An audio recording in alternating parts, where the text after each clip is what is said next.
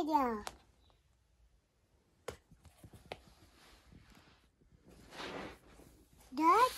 da. Da, da.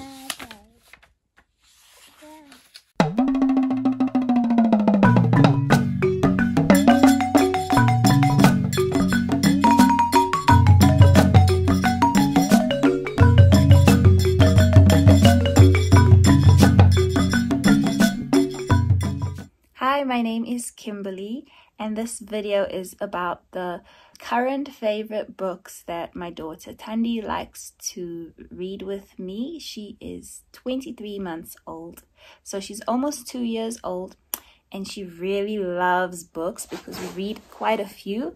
I'm trying to do 5 a day, but we are only on maybe 3 a day. So these books are from my childhood, and I love them. I still do, and I'm glad she likes them as well.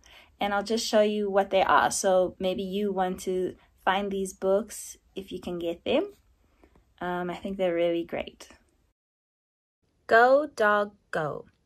This is Thandi's favorite book, and she's always asking me to read it for her. And when I read it, the next day my throat is sore because I've been making lots of barking sounds, lots of voices, and also cars driving, all the sound effects for the dogs. The drawings are simple but absolutely beautiful. There are lots of different words. There's the colors, and there are opposites all over the book. Different scenarios, interesting things happening, and I think that's why she loves it as well. So when the dogs are driving in their cars, I'll go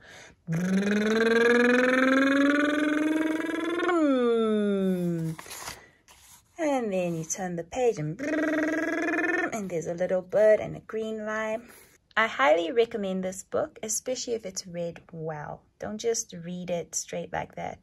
It's just so much better and engaging when you add expression and you also ask questions and point to things and make all the sounds. My daughter loves it. The House That Had Enough. This is a very cute book, and the illustrations are just lovely. It's about a little girl called Anne who does not take care of her things. So she throws her clothes on the floor, she hammers the pavement with her hammer, she dirties the fridge, she dirties the dishes, she doesn't clean up. And so one day all these things, they just get up and leave. They tell her that they're going, and she's left with an empty house. And then the house also decides to get up and go. You see the little legs on the house. So it's got a lot of words that we know from around our house, and I think it's a wonderful story. Look at these illustrations. Thandi really likes these end pages where you see Anne finally cleaning up her house and taking care of her things, because Mummy does all this stuff. So maybe it's a good lesson for her, but I don't push the issue. At the end of the book, everything goes to bed. You can see they're all sleeping. And so Thandi likes to say goodnight to the moon, the pillow, the bed, the toys, the rug. And then in our room, she also says goodnight to all this stuff, just to mirror what's going on. It's a wonderful, wonderful book. You can also find this book on YouTube. There's a little animation of the story if you can't find the book anyway. The Three Little Pigs. We love this book. I love the illustrations. It's watercolor, and these paintings are just gorgeous. They're so atmospheric. The 2 pigs in this book get eaten, which I think is terrible, but Thandi doesn't seem to mind. Her favorite character is the wolf, and also the pig at the end in the brick house. I think the pig at the end eats the wolf, but it's open-ended. The best way to read this book is with lots of pig sounds. So I'm doing that a lot. And also the wolf, he howls and then he huffs and he puffs. And Thandi loves to huff and puff with me and blow down the straw house and the stick house. And we also huff and puff at the brick house. And to make it even more entertaining, I'll knock on the book or knock on the wall. She likes to knock, and then during when we just play after reading, she's knocking on things, and it's the wolf, the scary wolf is at the door. I can huff, I can puff, I can blow the house down, says the wolf. He huffs and he puffs.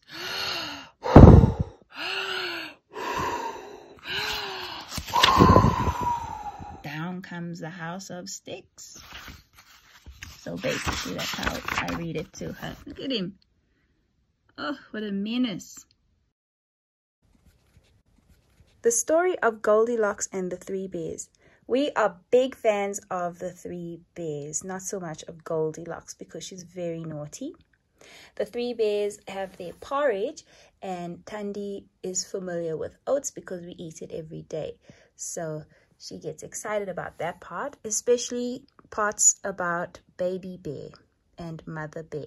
She likes any mother and baby dynamic, which is very cute.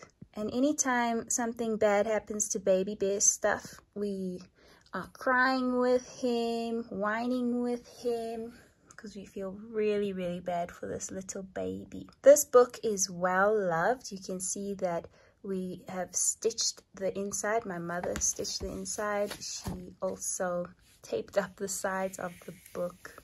It's been read so many times. Inside the book, there are words, and instead of some words, there are pictures. So you'll see a picture of Mother Bear instead of the writing or Goldilocks. So then the three bears went out for a long walk in the forest. What I don't like about it is something happens. I'm reading about it. She's eating the porridge, right? But it's the wrong picture. The porridge picture is on the next page. So I'm flipping pages while I'm talking. Look at this naughty girl. And then the chair is broken on the next page. Previously it broke there. Thandi can just sit and listen to this book all the way to the end. Even though there's so much writing, she just gets into it. In the Park.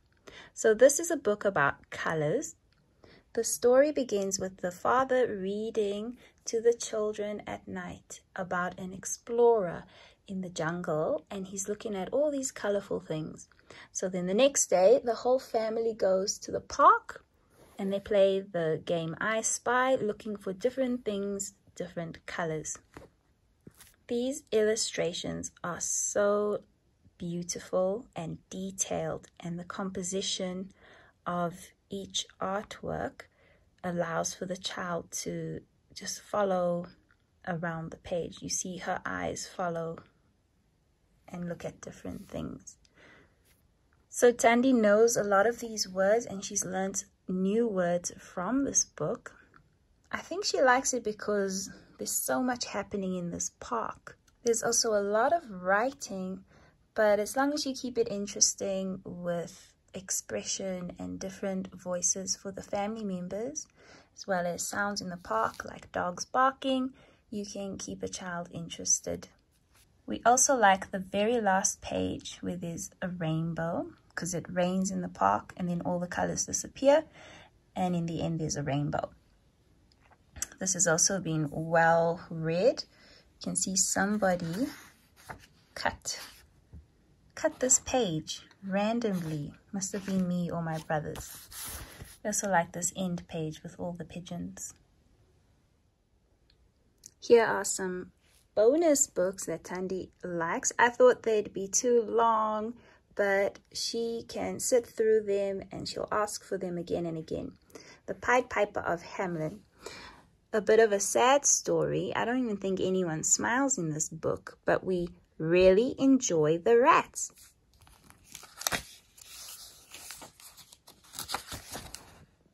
Look at all these rats. And the book hasn't even faded, and yet it was from my childhood. I don't know what she's thinking when she sees these rats, but there they are.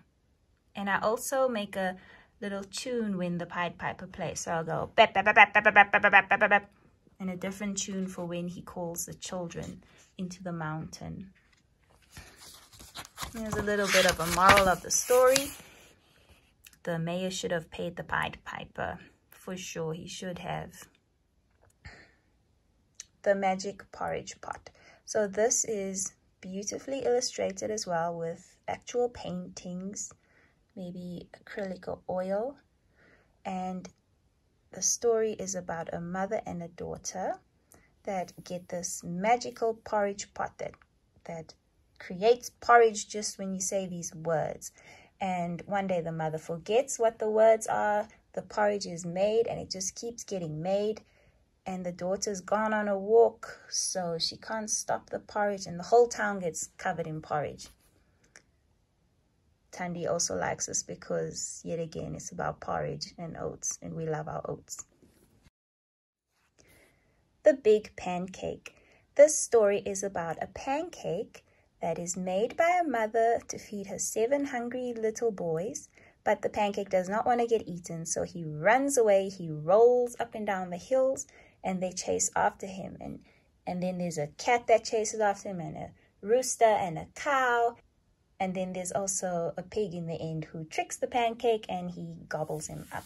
So there's a lot of repetition in this book, which is very good for the baby because she's learning more words that way. It's very important to read to children. It improves their vocabulary. It helps them quiet down and calm down before bedtime. And it strengthens that bond that you will have with them. So please, please, please, please read, and read some more. Thank you for watching. I'll be doing more of these, and I'll show you the new books she likes as well. Hello?